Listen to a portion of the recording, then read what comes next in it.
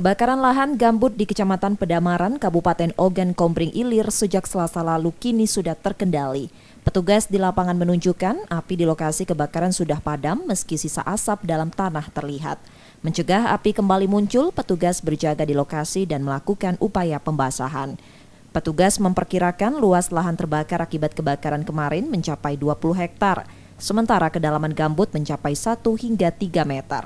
Sebagian lokasi juga sulit dijangkau sehingga operasi juga mengandalkan pemadaman dari udara atau waterbombing. Petugas gabungan dari Manggala Agni, BPBD, TNI, dan Polri serta perangkat desa terus melakukan pencegahan dengan patroli dan pemeriksaan lapangan. Kondisi saat ini terjadi peningkatan tren hotspot daripada minggu kemarin. Update dari lapangan kondisi sampai dengan siang ini sudah terkendali. Namun kita tetap juga melakukan monitoring, jangan sampai nanti juga muncul kembali ini karena ini gabut ya. Jadi kita tetap waspada terhadap lokasi dimaksud.